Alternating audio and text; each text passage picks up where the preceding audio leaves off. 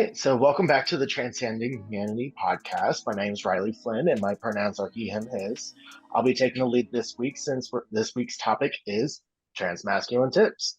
To preface, this isn't like a specific guide on what you have to do to be considered transmasculine or to be seen as a male or like a male presenting person.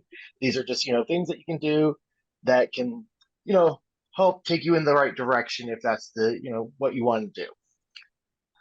So today we have Jess and Liam with me, and our lovely producer Vanessa is also here, but kind of more hiding in the background for the technical side on this episode. I'm being secretive in the background. All right. Well, Liam and Jess, if you don't mind doing a quick intro for me, make sure you include your pronouns and how you identify within the transmasculine spectrum. Anything relevant to share about your transition, or just anything relevant in general. Jess, I'll let you go first since J comes before L. How about that? Okay. All right. That works. Yeah. So I'm Jess. I'm happy to be joining this week. My pronouns are they, them, and I am trans non-binary. And let's see what else is relevant.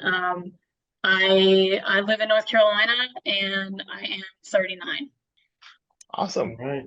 So I am Liam Pascal. My pronouns are he, him. I am a transmasculine, transgender man. I live in North Carolina too, so same state as Jess, and we are starting to see some of those wicked bills being leaked into our environment here, which is awful. We don't want to become the next Florida. Something about me. So I've been just to give you my age, or about my age anyway. I've been married to my partner for 20 years. So long time.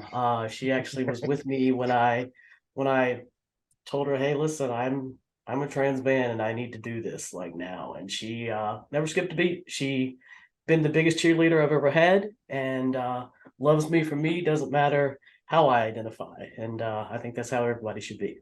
Awesome. That's awesome. Love that. All right. Well, so we're just going to hit on some like common highlight points for common questions about like testosterone and transitioning.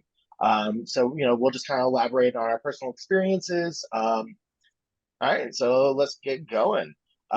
So we'll start with, the obvious testosterone. Personally, I'm 10 years, actually July will be 11 years for me since I started testosterone.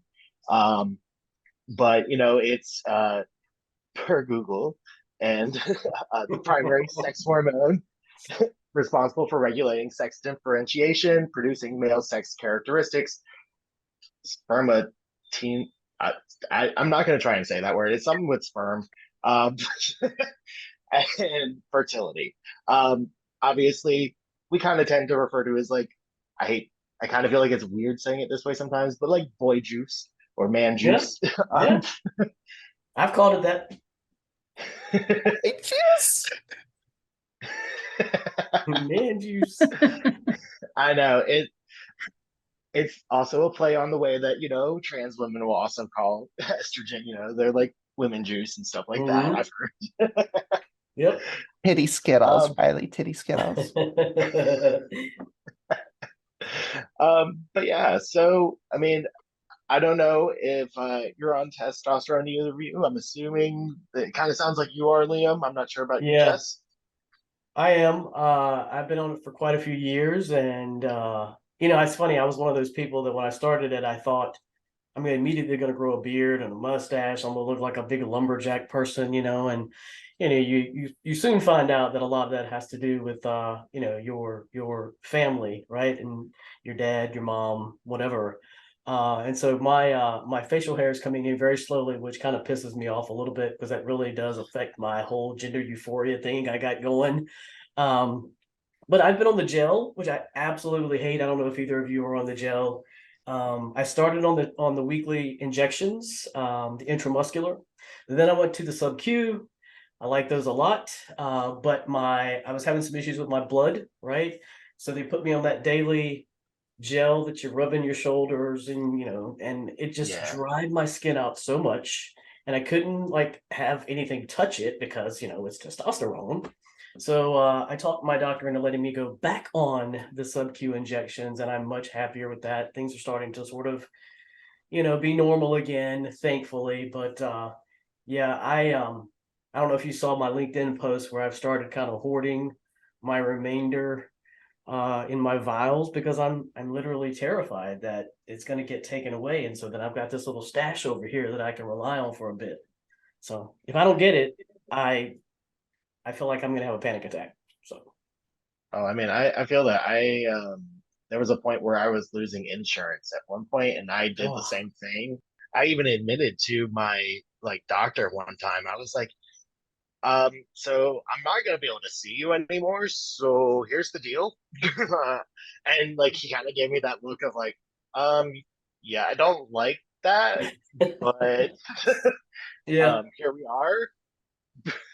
I'm alive at least. exactly. You got to do what you got to do. Exactly. Um, so I'll just pop next, in too while we're on go it. ahead, Jess. Yeah, I just wanted to mention too, I'm on the gel as well. I actually kind of just started compared to where you guys are.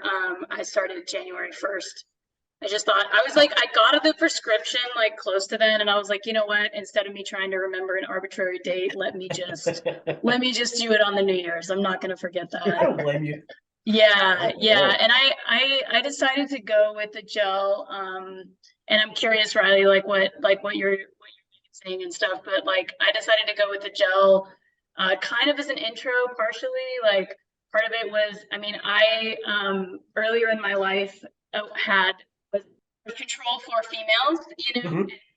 not for birth control, but because I had really I had health problems related to my menstrual cycle. And those were really, really terrible for me. Like really, really horrible to be on those hormones. And so I didn't stay on them very long, but I'm just kind of wary of hormones. Like, Yeah. so to me, the gel, my understanding of it is and I started on the lowest dose, and so I just am trying to kind of take it slow and easy. But I kind of did a similar thing with you, Liam, the last time I checked in with my doctor about 3 months in, and kind of mentioned that the changes that I noticed were happening slowly, which I Mhm. wasn't surprised by, but I was just kind of reporting back. And she offered to up my dose, and I was like, actually, I will take you up on that, but I haven't actually taken a higher dose. Ah. I am still taking the same dose because I'm Mm. in a similar situation where I'm afraid I'm going to lose insurance soon. And I would rather have it for longer, even if I Yeah. have to take a lower dose, and it's like once I get cured, I might actually go on that higher dose. Like I haven't decided, but that's kind of my way at the moment of basically like, kind of hoarding a little bit of it, just Yeah. so that I've at least got a buffer because to me, I just want to be able to, I mean, like all of us, like I just want to be able to, I want to control my hormones and like I Right. don't want to have going off of it be because of an insurance thing. I want Yeah. it because I want to go off of it. If that ever happens, So yeah, that's kind of where I'm at. And I've yeah, the gel, like figuring out when to put it on, like that got me some time. Like I finally got a routine with it where I kind of like I put it on in the morning and I kind of chill out for a while before I, put a shirt on or anything like that.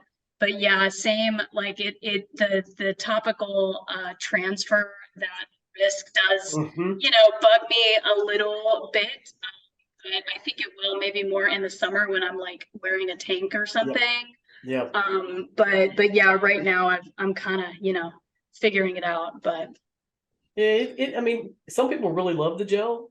Some people hate it. The one thing I would say is if you are still using that lower dosage, just make sure you're communicating that to your doctor because when you're, getting your labs done, your blood work done, they're going to need to know that you're still on that lower dosage. right, totally.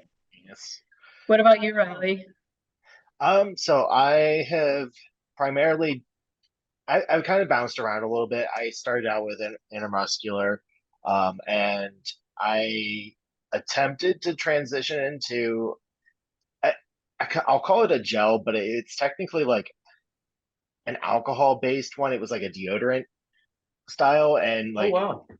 yeah, my doctor tried to get me to do that one initially, and I was like, let's hold up. I want to see the changes fast here. Um, Right. like I'm not trying to go off to college and be misgendered. Yeah. So I did what I could for, pushing that, and thankfully she ended up, allowing me to do it. But when I did that for the first few years, and then I tried doing the deodorant style one, and that one I didn't really care for because I was just so paranoid about the transfer. Mhm. And then I was on and off T for so many years there between like year like 4 and like 9. um it was a turbulent time, we'll say, with Uh, having insurance and having doctors that were accessible. And then when I finally got out to the Cincinnati area where I'm at now is when I actually started transitioning to using sub Q, mm, and that has actually been like my favorite thing so yeah. far. So, but yeah, so awesome, great, glad that we're establishing the baseline of where we're all at with this. So I know personally for me, I was able to get on testosterone through going through a therapist and getting like a letter, um, basically designating like, hey, the seal of approval, like, hey, this person is trans, they need testosterone or whatever gender forming hormone therapy there is for this person that is needed. And they're just there to make sure that you're mentally stable and you know what you're doing. Hmm. Um, but there is also the other side where there's the informed consent, which is the other largely predominant way that people will obtain hormones. And that's the same idea without the therapist being included. It's just signing the paperwork saying, "Hey, I've done the research. I understand what's going on." Yep. How'd you guys get on testosterone? I had to do the whole therapy thing too. But I had a really cool therapist. Like he was just an awesome guy. I mean, he was trans as well. And Oh, so he that's kind of awesome. understood what I was going through. And he's like, look, yeah, we're doing this. And, we can talk as long as you want, as often as you want. I'm here for you. But when you need the letter, just let me know. I mean, who am I to tell you when you're ready to do this? Like you know you better than I know you. So it was really good, a good relationship that I had with my therapist and was able to do it pretty quickly. Nice. I actually ended up, I in December of this last year, I had um my mastoplasty, my top surgery, and I actually kind of I ended up going on T after that, obviously, and so I kind of ended up handling both at the same time as far as like the letter and whatnot. Uh, And it was interesting. I actually got a lead on it.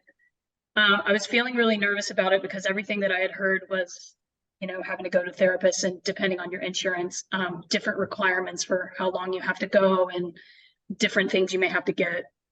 Um, it turned out that the insurance that I had at the time, I just needed a letter from my PCP and a letter from a therapist, and it could also be, they had like different specific qualifications that person wasn't just like kind of like a therapist, it was, mhm. a psychologist or a social worker or whatever it was, you had to meet that criteria. Yeah. So I actually came across a post on LinkedIn while I've been kind of thinking about this and trying to figure out, um, how to figure it out. And somebody posted for this organization that's called the Gallup.org is the site, and it is the Gender Affirming Letter Access Project. Mhm. And it is actually a network. They have it broken down by state. And I was looking into this last year, so I don't know what may have changed because the political climate is so Oh much yeah. worse now for trans folks, unfortunately.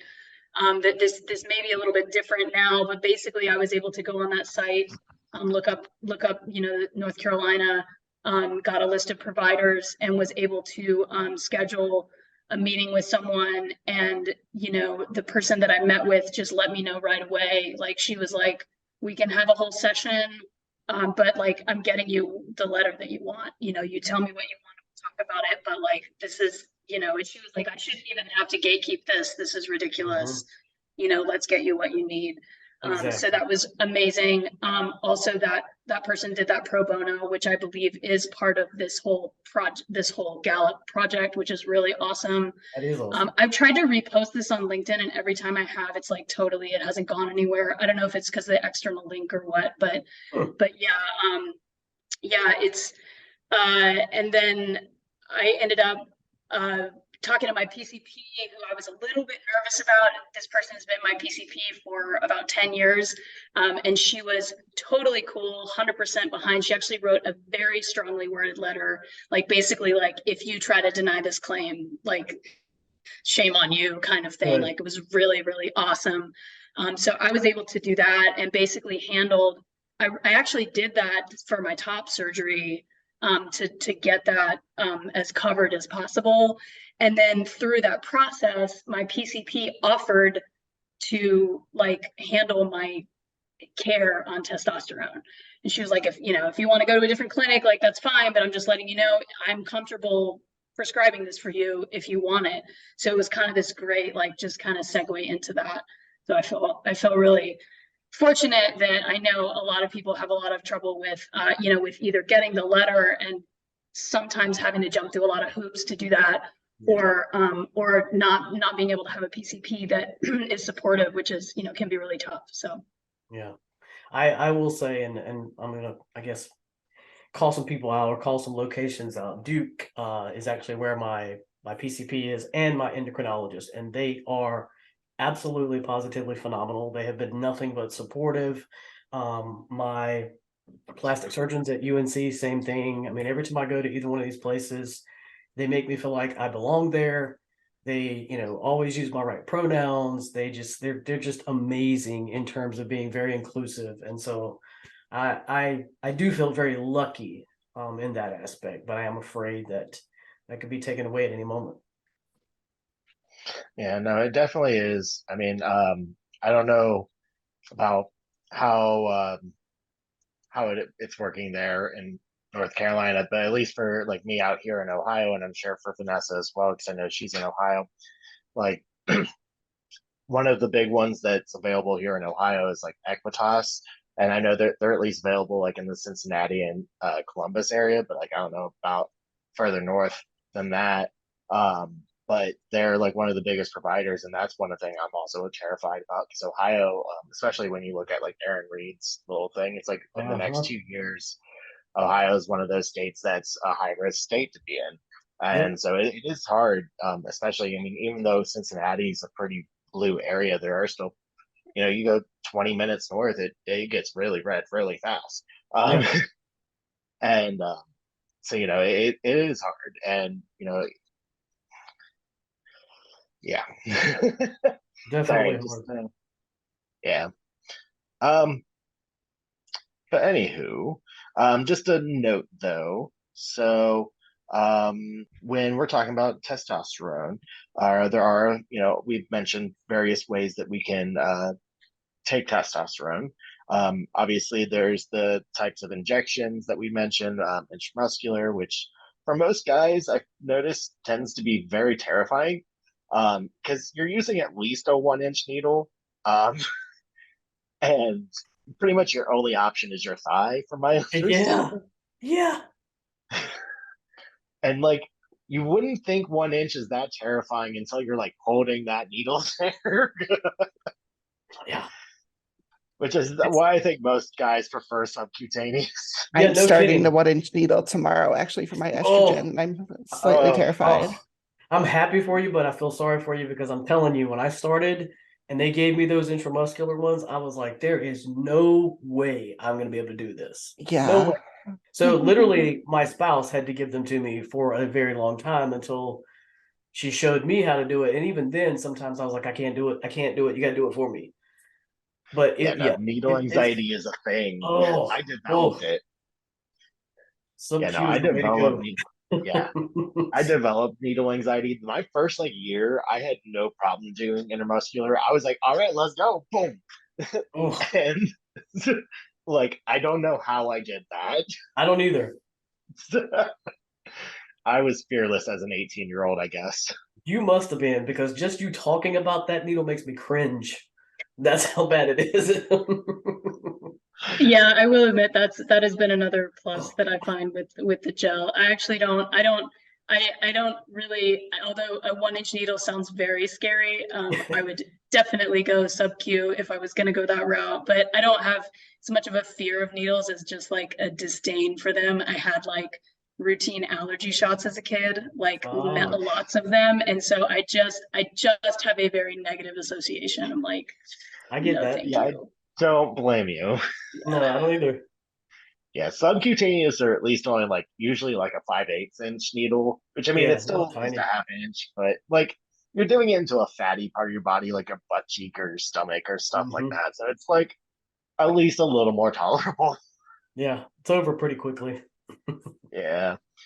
I know Jess, you're on gel, and Liam, you've tried gel before. Mhm. I know like across the board, I know most people it's like hit or miss on either liking it or not. I'm in the camp of not liking it. Um, again, like I got such bad anxiety about the transfer to my partner. Mhm. Like that literally was like I would just not do it because I was like, nope, it's not worth it. It's just not worth it. Yeah. But it is a variety of options though for how it can be applied. There is like the packet. There's also apparently like a tube option. Like you get like your Neosporin tubes. Yeah. Uh, that's an option. And then I think the most like the favored one is the pump, is what I've heard. That's what I had when I was on it, was the pump, and I didn't like that either. No? Mm-mm. It's not the dispenser or the way that it's used. It's one, it's the fact I had to do it every day, right? Versus once a week. And the other was the literally the dryness in your skin after you've used it for so long, like in the same places. I had to put lotion on a lot, right? And then the third thing was, like you said, transferring it to my partner, because and she would joke with me. She'd come in the bathroom at night when we were getting ready to go to bed, brushing our teeth, and she'd be like, okay, let me pluck my T hairs out of my chin, right? Like, like, I think you're transferring some of this stuff to me, right? So I think that for me just was the turn off. I mean, certainly I would use it again if my doctor said this is the only thing you can do, but it's not my first choice. Yeah, I'm using the pump. I they tried to give me the packets one time and I was like, no, no, thank you. Not unless I'm like traveling or something. Right. But it's I mean, I definitely get it that it is the daily thing is, I mean, at this point it's just like part of my routine. Yeah. It's just like I do it like in the morning before I brush my teeth. It's Mhm. like just one of the first things that I do. And I will say that, like, I mean, every night before I go to bed, I shower and I like Yeah. wash my shoulders really thoroughly so that when I get in bed, I'm Yep. not worried about transferring it to my wife, or like, I've got a kid. If my kid comes in the middle of the night, I'm not having to think about like, don't touch my shoulder. Right. Right. Um, but yeah, I mean, that's basically the way I've figured around it. I do, you know, like I said earlier, I do think in the summer it's probably going to bother me more because I don't want to always I don't want to always have my shoulders covered. Yeah. So I'm just gonna have to figure that out. It says on the bottle that like it mostly absorbs within a couple of hours. It So does. it may be something, maybe something where I put it on in the morning and maybe a couple of hours later, like I actually just like take a washcloth and like wash my shoulders off or whatever, because because I totally get that anxiety of transfer, and it's not like that is not anything that I want to be responsible for in any way. Right. Right. But yeah. Yeah, Yeah. I think after it dries, you're pretty good to go after that. But it's like you said, it's the summertime obviously is going to be a little bit more Yeah, bothersome. and it is drying. I mean, I've noticed that too. For whatever reason, get used to it. I don't know. Like at first, it really bothered me, and I was worried about it, being a big problem. But I don't know if I've just kind of adapted or what. Probably. Yeah, you get used to it after a while. Like you said, it becomes just second nature, right? Now I get amongst like my over the years, I've heard this one, and I haven't ever met anybody who's actually ever used this one. But there's also a patch option, but it's like super expensive. Like even with good RX, you're still paying like 600 a month. Um, like I don't know. I feel like that one would be the most like obviously convenient form, because the transfer wouldn't be an option as much so. But you know, I guess the life of luxury of being able to afford 600 a month is outside the common trans person's daily problems. Well, I mean, I was offered it and my insurance would cover it, but I just something about it just was like a turnoff for me. I don't know what it was. Well, I do because I had talked to other trans people who said they had tried it and they did not like it. Okay. Maybe I would. I don't know. But I also think there's this, and this is going to sound really odd. For me, it's like this. When I inject myself, it's like it's like you have this feeling. Maybe you know what I'm talking about, Rylie. With when you inject yourself, you just get this like, oh, it's my man juice, you know. Yeah. You just feel good. It's like I did it, you know. It's in there, and I don't know. I Yes. just need that, I guess, at least for now. Yeah, I totally feel that. There's like a sense of satisfaction. I think that's why like you'll find so many like videos of like guys posting like their injection videos and things like Right? that. It's just a sense of satisfaction. Yeah, it is. It's this, yeah, it's the whole satisfaction thing. It's like, yes, feel better now. I can go like lift tall buildings and stuff.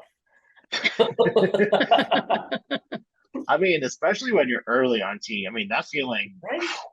Yeah, I'm exactly. just, I'm sure you can attest, even if it's at low dose, I'm sure you can attest Feel to it. the new testosterone feelings. Yeah, it's, I have definitely noticed. I mean, I like kind of worked out fairly regularly before, but it's like now it's like I feel this very much this like drive to like I need to go do physical things. It's like a very interesting thing. And I mean, one of the first things that I noticed is like I'm just way more hungry. Like I just Me am. I'm just too. like hungry all the time. And I think I was talking to my doctor because there is the whole, you know, the myth of the rage, right? The T Yeah. rage. And it was interesting because especially the first, few months that I was taking it, I was like, I mean, if anything, I just need to make sure that I'm not like hangry. Like I Yeah. actually feel Yep. much calmer emotionally, but like I just literally need to eat more frequently, So I was like, I wonder if any of that, myth comes from any of that, like, hey, like maybe my blood sugar is working a little differently now or Could something, be. I Oh mean, I yeah. think a lot of it is also very different, just the cultural idea of Mhm. even just the roid rage from like, I don't know, the like Arnold Schwarzenegger, like bodybuilding days and like, which Yeah, is like yeah. T is so far from that. Right. But yeah, that was interesting to me. And definitely, even though it's like one of those things that even though it was something that I like knew was a myth, it was still something that I was just trying to be really, really aware of my emotional state, especially when I was first going on T, because I think partially also because of my other experience with hormones that like also messed with my emotions a lot, that I was just really trying to like pay attention to how I feel, you know. How Um, difficult is it for either of you to cry? Is it difficult for you to cry? Currently not as much so, but my first year on T, I was on an extremely high dose that was probably not the best for my health. Um, I also attribute that doctor did not really know what she was doing to the best of her Mm. ability. Wow. Um, but I also just I had a lot of issues with her. That was like the first year I was taking a full CC of yeah, 200. Yeah. And then at 1 year she literally halved my dose. And I went from being like I cried probably I could count on one hand how many times I cried in my first year on T, to I was sobbing every other week. Wow. Like it was really bad. Like that change was horrible for me. And then like I found the middle ground. It worked for a while, and now I'm actually on a much lower dose, and it actually Mhm. works a lot better. But I feel like I can actually regulate my emotions a bit better than I did way earlier in my transition, and not just from like working on like myself and being able to do those things, but like just because like the actual like I think I talked about in like one of the first episodes I was on about like how testosterone like you could when I started testosterone I went from feeling like this huge range down to like I still felt everything, but it was just kind of more muted. And it just kind Mm-hmm. of felt like it was like this was the range that I could feel now versus like and I still felt everything. It's just the range was smaller. Yep. Um, you know, and so like that was kind of where I was like, okay, like now I feel like that range is kind of expanded up just a tiny bit compared to what it used to be. What about you, Jess? You can you cry easily or no? I no, I actually still cry quite frequently. In fact, I was like, it's interesting because I thought that was going to be one of the first changes. And I think that I've kind of learned, and I mean, part of it for me is like I chose such an interesting time culturally to start tea. That I don't know, am I crying frequently because I mean it's usually when I'm like reading the news, honestly. Mm-hmm. I mean it's like, I'm Yeah. reading the news or I'm reading something from Aaron Reed, God bless her reporting. I love it. But like it is sometimes really, really hard to get through and I Yeah. have to just put it down. And it's I'm not like in a space where I'm like crying all day and I feel depressed, but I just like, I feel upset and I cry and it feels good to do that and like let that out, Yeah. and then I'm able to kind of process it and move on. But yeah, I kind of have like had this like little joke with myself of like, I thought I was going to stop doing this, like maybe I'm here to go on tea and like, Yeah. not cry. Yeah, take it as a good thing. Yeah. I mean, I can still do like when I'm reading the news and things like that, like Jess said, it's a I have like an angry cry, right? Like it's a sort of a mad thing. But now pre-T, my spouse will tell you we could watch a Kleenex commercial and I might cry, right? Now it's like, but you just cut tears. I need tears. Like I feel them, they just won't come out, right? And it's weird. And I've talked to other people that feel the same way. They're just like, I feel like I want to cry and I need to cry, but nothing happens. Have you watched The Lion King recently? No, but I don't even know that that would make me cry, to be honest. I did watch a movie, I can't remember what it was now, about a couple of weeks ago, and I did cry a little bit, but not like the whole sobbing like I've done in the past. So I do think it's having an impact. All right. Well, I mean, obviously these are changes that we're talking about. So, obviously, like there are a lot of changes that testosterone does have on the body. I think the best way to describe it is look at what a teenage boy is going through, and that is you're going through a puberty. Like that is quite literally the joke that you'll hear everybody, hey, I'm going through my second puberty. Hey, like there's the glow up photos that people do. It's like, actually, no, my glow up this time is way better. Things like that. But like some of the changes that like personally I saw first were like I started in July. So like it was just I lived by the beach and it was just so hot and humid. So sweatiness was the first thing I noticed.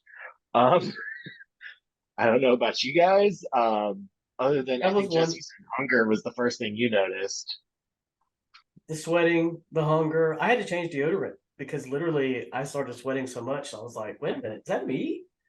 Like seriously, I need to switch deodorant. So and even my spouse was like, yeah, you might need a different kind of deodorant. And thank goodness I found one. But yeah, the whole hangry thing that Jess is talking about, yeah, I feel like sometimes I could eat like everything in front of me. Like I just feel that way. When I met my partner's parents for the first time, um, her youngest sibling was just kind of in that cusp about to start puberty. Mm-hmm. And so I made the joke to them. I was like, you wait, he's about to turn into a garbage disposal. Right. That's Like, exactly that's a great way to describe it. I'm sure you, Jess, you feel the same way, like a garbage disposal. You just everything is you want everything, right? but other common ones are obviously like the body hair and like facial hair and things like that. Those are the ones that most trans guys are looking forward to. Obviously, there's like fat redistribution and loss. That one actually was kind of an interesting one for me because of when I went off to college. It was like it was like a month after I started, and I ended up like most people who get like freshman 15. I ended up losing like 50 pounds in my freshman year, Wow. but like it was like fat loss and then like muscle gain, like kind of like balanced it out. So it wasn't like the number wise was I'm guesstimating was about 50 because like I definitely put on muscle weight. Like there was definitely like I wasn't like going to the gym or anything, but like I definitely had put on muscle. Yep, definitely. And that's also another thing, you know. Uh I Obviously have the to ask appetite. Rylie, when you I'm gonna ask this question Yeah, because I think I can, but when you started T, did you have hair up here? I did. Oh, I had You a did. full hairline. It went straight across. It came down to about here actually. Oh, I wow. I was very happy and sad with the hair loss. The hair loss has been kind of more so in the last like 2 3 years that it got really um pretty gone. Um but because like all through COVID, I was working from home, so I just like I was like bleaching my hair and dyeing it and doing all these crazy things Oh, with I it. do the same thing. Yeah. So I mean, like I think that didn't help any of it. But I think it sped up probably a little bit, but it's okay. I knew what my future was. Um, Okay. Fair I did a enough. side by side photo of me and my dad at one point, and oh yeah, Well, every it now and then I'll just get this feeling of, hey, I need a much shorter hair, so I'll just go in the bathroom with the clippers and just buzz it off for a few months. That's the nice thing about the whole transition, and you go with the flow, right? Whatever you feel oh like doing, yeah, just do it. exactly. Um, so amongst other changes that happen, we also have our menstruation that tends to stop. That one for me happened pretty fast. I know some people it takes a little bit longer. Everything for everybody's transition takes its time. It's kind of depending on your genetics and what dosage and things like that you're taking. Now, one that I know that some people feel weird talking about, but there's also bottom growth. Um, so that's a common thing. We're not going to elaborate too much more on that, just because the topic itself is a little sensitive. But then there's also the emotional and mental health changes. Uh, Honestly, one of the main things about that though is like I feel like most people try and get on testosterone because they think that's going to like solve their depression or it's going to like help them through all their mental health issues, and it's not the cure all that some people think it is. And I just kind of want to like make sure that that's put out there that first of all, that's not for everybody. Not every trans person wants to go on testosterone, or can they medically do it sometimes and things like that. Um, so there's a whole lot of reasons, but it shouldn't be used as like a one stop shop for let me fix myself with this sort of thing. Jess, you Now, want to talk about that? I feel like I've talked a lot. Maybe you want to address that. Oh, yeah, yeah, I'll take that on. Yeah, I mean, I definitely agree. I definitely think that um yeah, I mean, like I still have all the same emotions. It's just kind of like what you had described in an earlier episode, Riley. It just seems like I don't swing quite as quickly actually between emotions now that now that I'm on T. That's one of the things that but it definitely doesn't. I mean, it doesn't stop me from having emotions, or obviously, kind of like I mentioned earlier, like certainly doesn't stop me from like feeling sad about the general state of the world, and kind of like the scary stuff that the trans community is facing, and that like I as an individual am facing, as a part of that. So I definitely agree that it is a good. I just think anytime it's great to have good mental health, or to try to try to do things to improve mental health, and I feel like for everybody that's just like a lifelong venture. And there's a lot of, there's a lot of different, like pieces to that. I feel like I definitely have noticed that with my like kind of desire to be a little bit more physical or like, and I think that is kind of attributed to what I would say is like having a little bit more energy than I did before, like, or a little bit more like consistent energy. Like feeling like every morning I'm ready to like kind of get up and go. And I don't mean that like every morning I'm happy, like ready to get just like that I need to get moving and get doing on something. For me, it has been important for me to continue to go to the gym. For me, it's also been important for me to like just like one of the ways that I do self-care is just like take a walk in the woods by myself, and like that's been really important for me to maintain. And I think it also kind of helps handle part of that physical desire that I have noticed more since I've been on T. It certainly isn't that it wasn't there before, but definitely something that I've noticed more. And yeah, also kind of popping back to something else you said, Rylie, like definitely, I mean, we're all on the same page here, but like, you do not need to take T to be trans. It is not, it's like how you identify and what steps you decide to take to transition socially or medically is totally up to you. I don't know that I will be on T for long term. Like, I'm not sure. Like, it feels right to me right now. And so like, I'm going to stay on it while that is the case, but I don't know that that's going to always be the case. I kind of have some reservations on kind of going a little too far. Like, I think that for me personally, like, I don't necessarily want to be at the point where I'm passing. Just myself, like I have some reservations around that. And that's something that is, something for me to kind of work through. Like I've always been gender nonconforming. So, I've always had this haircut. I mean, for a long time, and not always, but like for a long time, I've always, have identified kind of as, genderqueer, GNC, andro, butch, like all of those terms, for a really long time. And it's been in the last few years, obviously, that I've decided to actually medically transition and really really open myself up to my own transness and see the ways that I was shutting that off for myself and for my own, for my own processing, like getting into why, and what that was about for me, and why I'm ready to like let go of it now.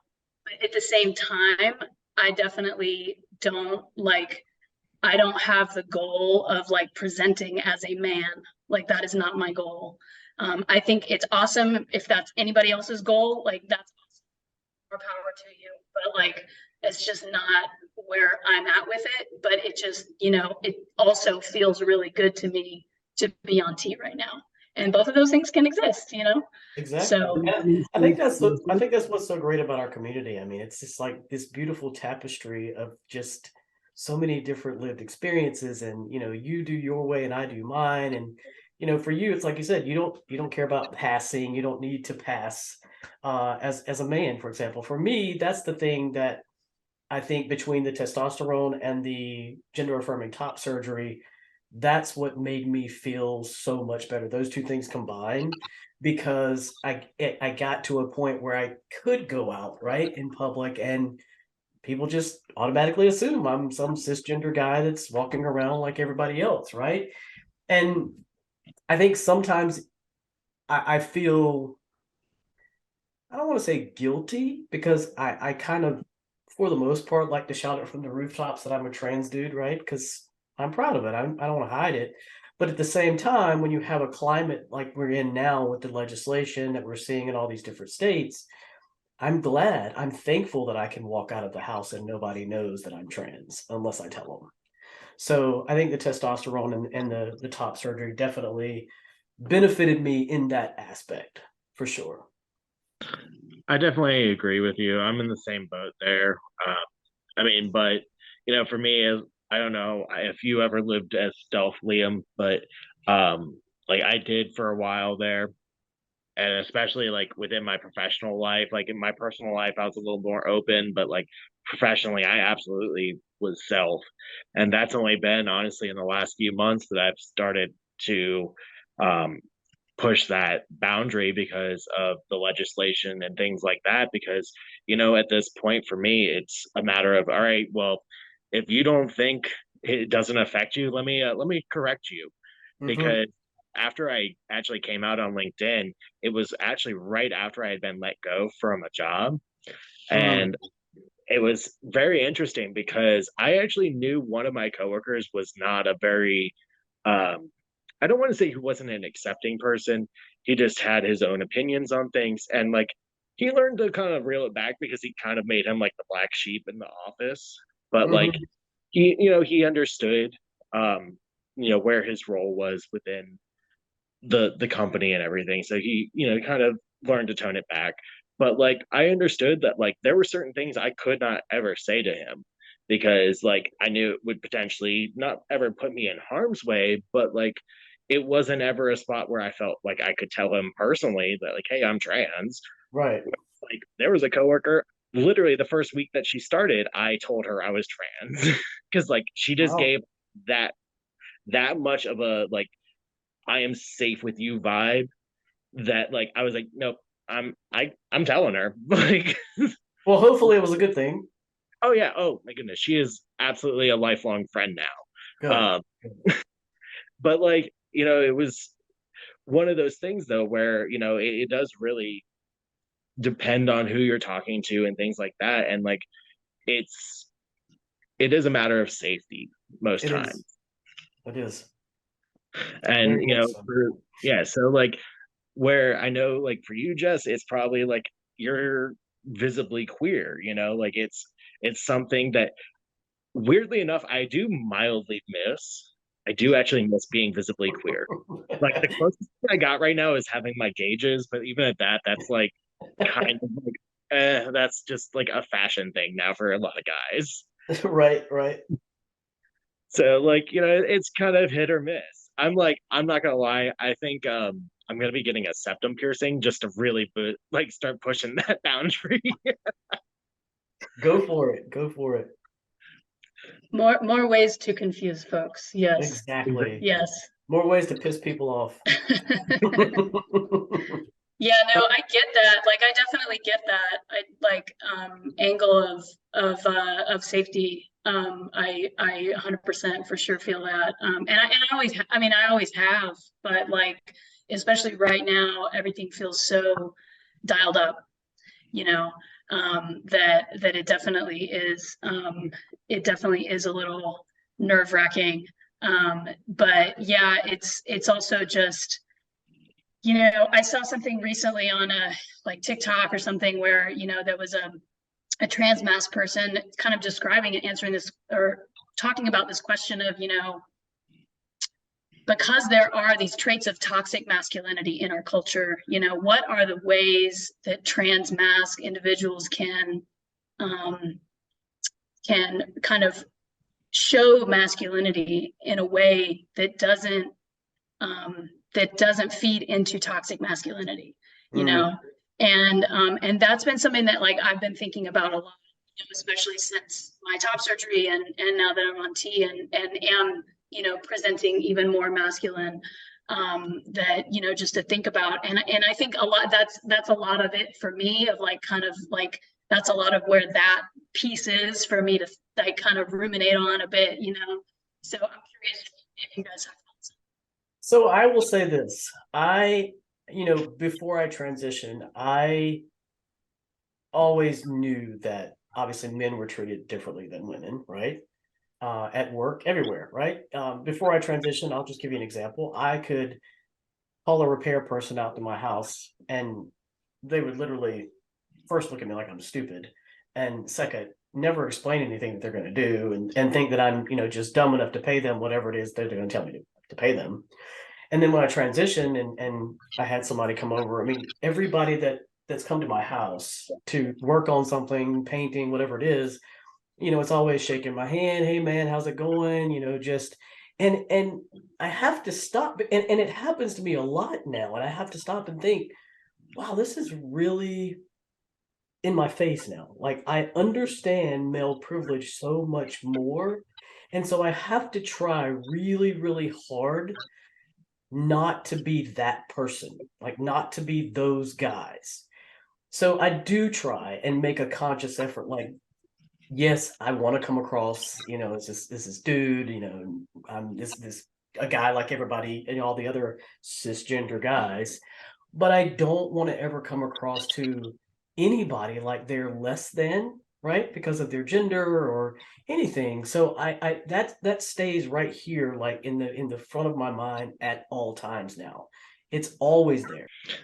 I feel that. I think one of the things that I personally have started doing to like help push those things, but like without explicitly like outing myself either, is like one of the things that I did was I had a coworker who would start saying like the happy wife, happy life comment.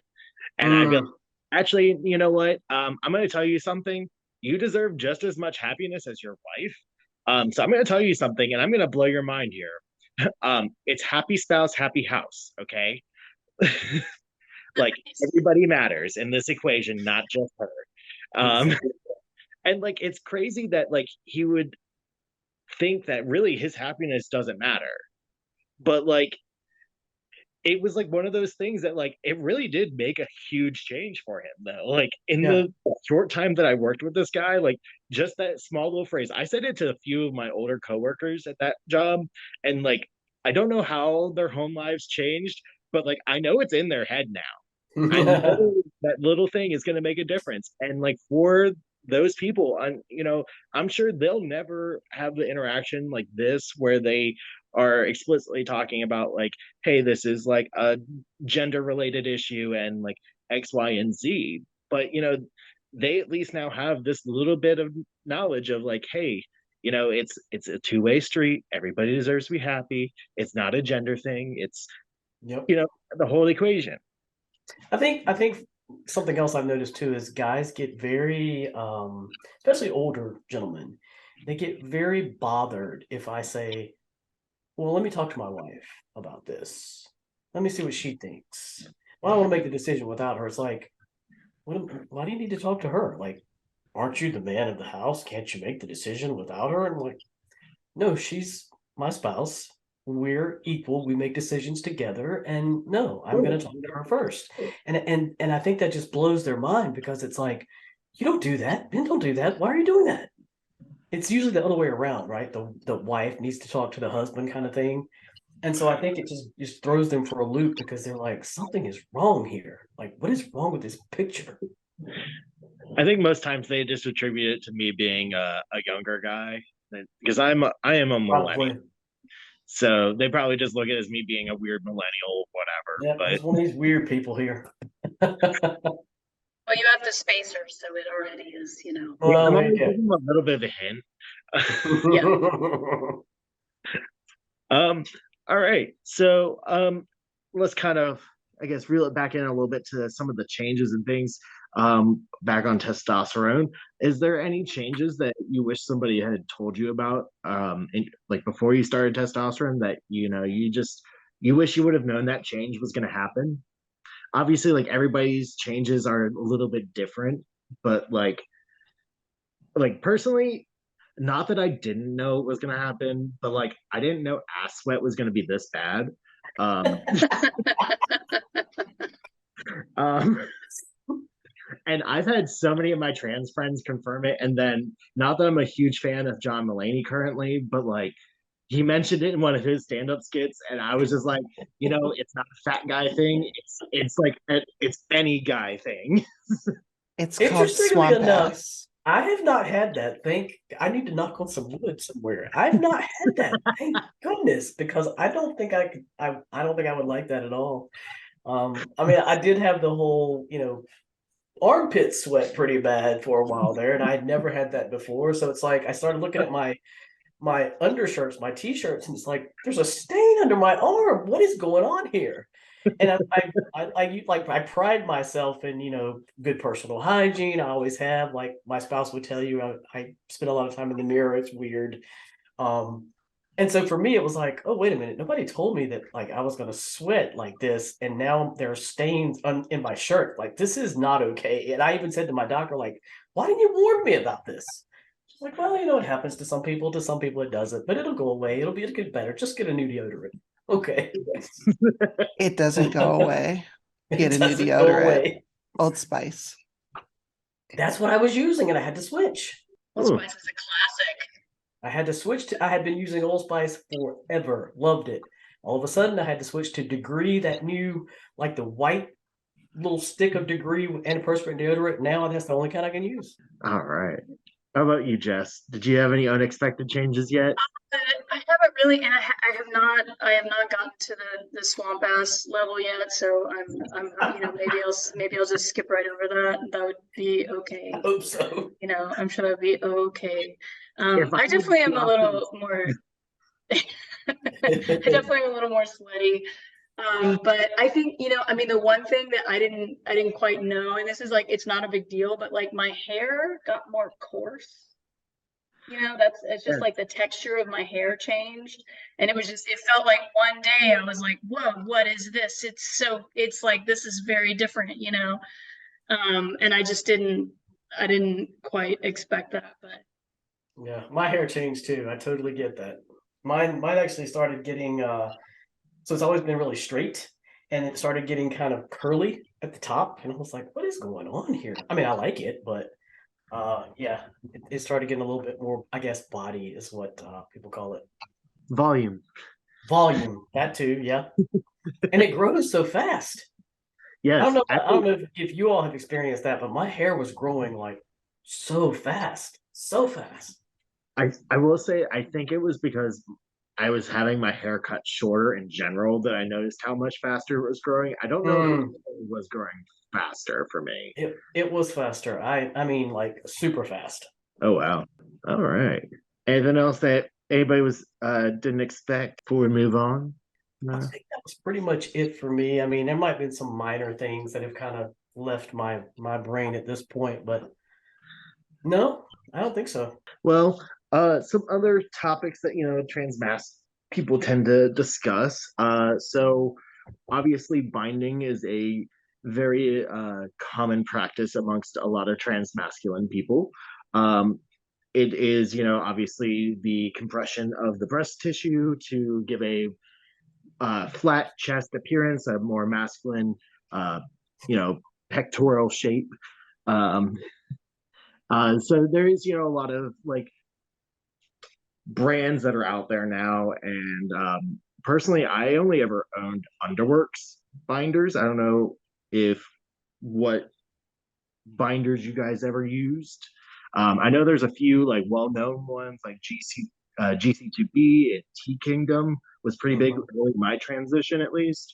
Any others that you guys would recommend or you've tried? I tried one. I don't remember what brand it was, but after trying that one, I decided I never wanted to do it again. It was not fun. I thought I was going to pass out.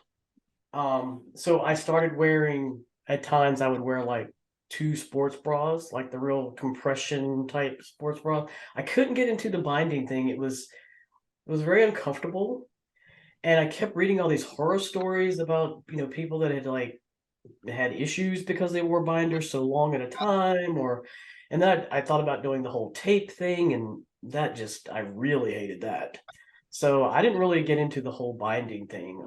I just wanted, and I guess we could say what we want to here since we talked about swamp ass.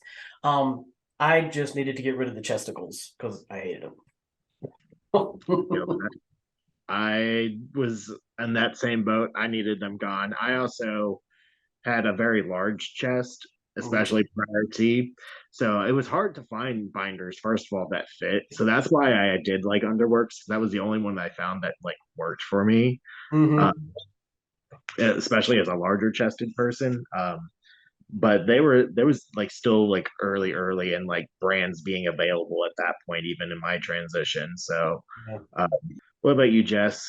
Similar a little bit to Liam.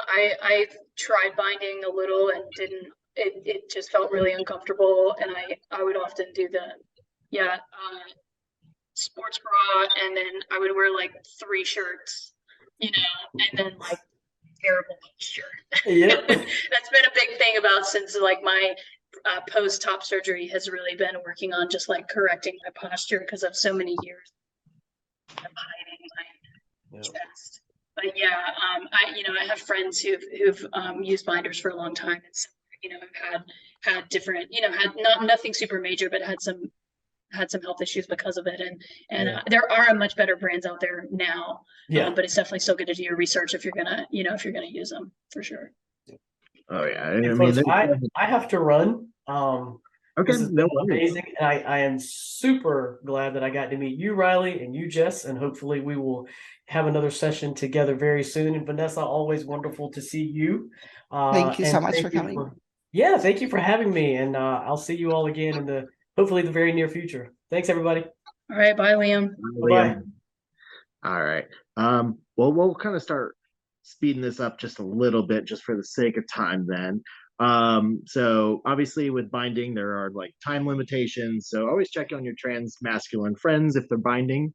If you know they're binding, especially because like really you should make sure that you're not wearing, I think it's like recommended 8 hours or less, is the kind of recommended general consensus that I've seen. Things like that. Make sure you're washing it regularly, especially if you only have one, because acne and just gross gets trapped in that. So just make sure you're checking on your trans mask friends though if they are binding still, especially. Obviously there's the other end of the spectrum. There's like packing, and we're not going to go too far into that today because that is a little bit personal. If you really want to get into like packing and those kinds of things, though, there is a YouTuber I would actually highly recommend. His name is Chase Ross. His username on YouTube is uppercase Chase and the number 1 at the end. So he has honestly been probably one of the most influential like YouTubers for the trans community, at least trans mask community, from early on. There's probably a video that most people have seen at least some point if they were ever on Tumblr of him, where he did, I think for the first 10 years of his transition, he took a photo of himself every single day. Like he compiled the photos, and it was wild, honestly. I know that those videos still exist on his channel, but most of his channel is doing reviews on like packers and STPs, that's stand to P devices for those trans mask folk out there. Anything regarding that though, I'll just say tips for packing and all that, just practice. That I never got the hang of it, but just practice. That's the best you can really do, and you'll find what works for you and what doesn't. You have any tips or anything on STPs or packing on your side there, Jess? Not specifically, although I actually have an STP that I have been meaning to try. It's I don't even know I don't think it's specifically even called an STP. It's like, but it is that is the point. And I'm thinking about checking it out, but I have not done it yet. Yeah, it's I should check out this YouTuber. That's what I'm thinking. Yeah, for sure. I will say if you ever do try it out, I recommend trying in the shower first. It gets a little messy your first time or two. I would believe that. Yeah. Obviously, we kind of touched on top surgery. There's various types of top surgery. There's also most times included with your top surgery, especially if you're having like a double mastectomy or anything like that, the option of having nipples or not. I personally opted to have nipples. Did you? I did. Yeah, I did. And and I was able to, gosh, I forgot what the surgeon called it, but there were a couple different options for the different kind of nipple grafts.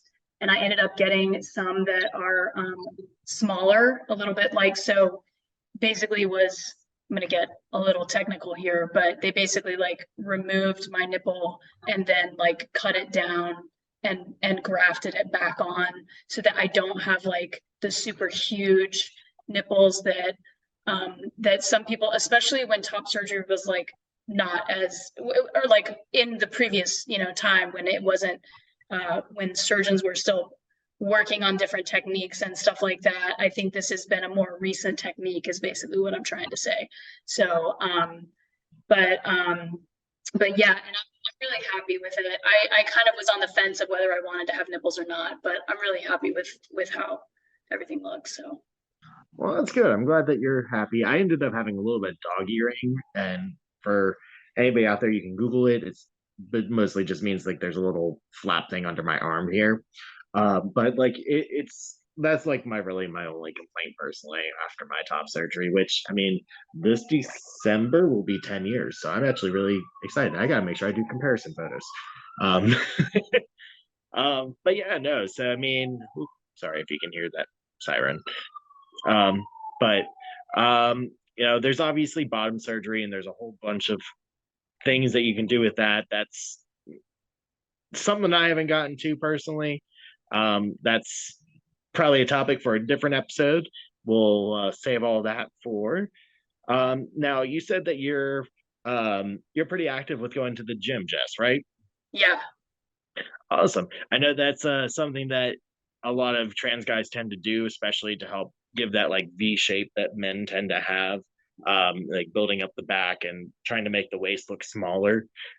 Is that like kind of like your, I don't want to say like goal, I guess, but like, is that just kind of like part of what you're doing with going to the gym?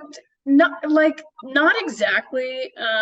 I mean, I just, for me, it's more of like to handle my own, what I feel like is at this point, my own kind of physical energy, desires, you know, and I climb a lot. So to me, that was actually like, it was actually really, that was the thing I was the most nervous about my top surgery was I was really afraid that it would mess with my climbing. I was afraid it would mess with my like shoulder flexibility and strength and the ability to like hang and pull and stuff. And luckily it, everything went well, but I did as much as I could kind of my own like physical therapy post surgery for that.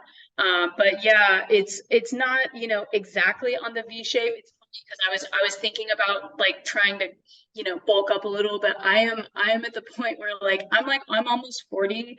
I don't want, my goal is to like stay active for a long time. I don't have any injuries. So I'm not going to be going and like doing a bunch of lifting or anything that's gonna like, you know, I mean, some of those things that might bulk me up, I'm like a little too like, I'm like, let me just protect my joints a little bit more. But it definitely, I mean, I definitely think that, you know, staying up on, for me, staying up on going to the gym and, you know, in addition to all that energetic help or therapy or whatever, it is also like, yeah, I think it was also kind of to appease any concern I would have about, you know, just like fat redistribution or building muscle. I think that would help me build it in the way that I want to a little bit more. Theoretically, we'll see what happens. You know, we're all getting older, but yeah.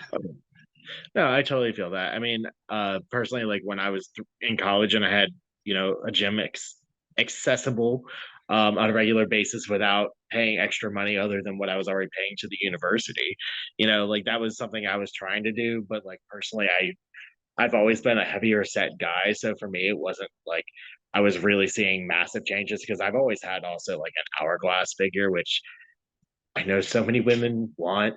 Um, but like I got big hips. So I don't really think if I was to even lose weight that I would be able to go into a pant smaller than like a 38. Like I'm that kind of like bigger guy. So like Right. so it's like, okay, you know, there are limitations, but like I was doing what I could. But you know, I even like had like my photo comparisons of like all during my first year, and I was like trying to see, it's like, am I getting the V shape in my back? Am I like, oh, making my I was trying so dang hard. But you know, and there's also, you know, just the general wanting to stay healthy though, you know, just we're getting older. There's you got to do stuff to keep yourself going. Like you said, you know, I don't want to have to worry about injuring myself. Now, I know like for me, pre-T, I didn't have like a super masculine voice. I didn't have like a super feminine voice. It was kind of like in a neutralish ground. But like there are some trans guys who will do like some vocal training, especially if they're pre-T. Now one thing I'll just say is like just a main tip that I know is like it's like chest voice is kind of tends to be the more masculine sounding, like chest voice, back of throat, whereas like feminine tends to be more like front forward in the front of the mouth sort of thing. I think Vanessa could attest to that. Yes, I'm currently doing the training. So yeah, you know, just little things like that. I mean, just like even talking back here versus talking up here. Like I don't know if there was a obvious change there, but I at least felt the voice shift in my body. And it's like minor changes usually, but I have a bad tendency of talking in the front of my mouth regardless of my voice deepening. But I attribute that to being my customer service voice most of the time. Um, but yeah. So was there anything you had to say on like anything on that topic, Jess? Yeah, I mean, I totally get that. It's something I have not done vocal training. It's one of the things that I'm looking for with T though is to have a different voice change, because I've always I realized kind of as I've, you know, kind of welcomed my transness in the last few years that like I've a cold and have a husky voice. You know, I would always like feel better about how I sound. In fact, I kind of had hesitation, like even coming on the pod because of that, like dysphoric, you know, aversion or whatnot, you know. So I definitely get that. I would consider doing vocal training. And I've noticed like a little shift, but I haven't been on T long enough, I don't think, to really, you know, get a big shift for sure. I'll be on the phone with people and definitely still get the ma'am and whatever. And, you know, sometimes I'm like, look, if you could see me right now, you probably wouldn't say ma'am. Like, you know, like, okay, that's, or maybe you would, but, you know, probably not. You'd probably maybe come up with some other term that's just not gendered, but yeah, that's something that that I may still consider. I definitely think that sometimes too, if I just kind of, I don't know, if I'm not thinking about it, I also go to that more front of the mouth, yeah, talking, and then I notice that my voice is higher, and then I feel weird about it. You know, it's just like kind of part of the process. Oh yeah, no, I still struggle with it though. Like I said, you know, like I'll still even catch myself, even with my lowered voice. I'm like listening to myself. I'm like, that sounds so feminine. I need to like reel that back in just a tiny bit. It is so funny hearing this coming from the exact opposite direction of how I'm doing it. It's just kind of mind blowing. Alrighty. So I did want to do an LGBT business plug, really quick, since you know Vanessa did one there.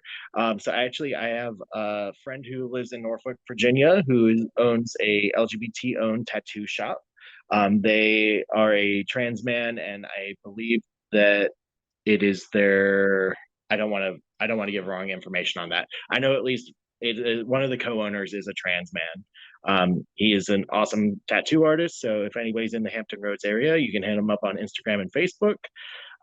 You know, we definitely did cover a lot in this topic of trans masculinity. I really do appreciate everybody coming on tonight talking about this. Is there any sort of projects or anything you want to share, social media that you want people to follow you on that before we get off here? Sure, yeah, I'll do a quick little self plug. So I'm on LinkedIn. It's where I definitely connected with most of the folks on the pod here. So yeah, my full name is Jess Bradley. You can find me on LinkedIn. My Instagram is actually private. I'm gonna keep it that way for different reasons, but I have a project that I will plug real quick. I founded an organization at the beginning of this year called Making Gaby, and it is it's a blog site for queer and trans folks who want to become parents, or people who are actively trying to become parents, or people who already are parents who fall within the trans and queer spectrum. Right now, it is mostly a blog site with like a little there's a Discord server attached. I'm working on some additional content and some additional kind of projects along with that. And I'll definitely plug them on my LinkedIn when I get that stuff up and going. But there is the site is makinggaby.com, and on Instagram there is a Making Gaby user on there, and also LinkedIn, same thing. So awesome. And so I will also plug that, you know, I have a TikTok as well. You should be able to just search my name, Rylie Flynn. It shows up. I think my user handle is Rylie. I don't remember, to be honest. I also have a pretty inactive YouTube channel, but it's a lot of my early transition stuff. So if there's anybody who wants to look at any of that, that's available. I do know that is Mr. Mission Transition. And it's just MR Mission Transition, all one word. Just kind of tie it up though, you know, we do appreciate everybody listening. Don't forget to rate, subscribe wherever you're listening and enjoying the podcast. That way you can stay in the loop for updates and new episodes. We also have a Patreon now and a website. So feel free to check those out if you'd like to donate or anything like that. But otherwise, until next time, guys, thank you for listening. thank you.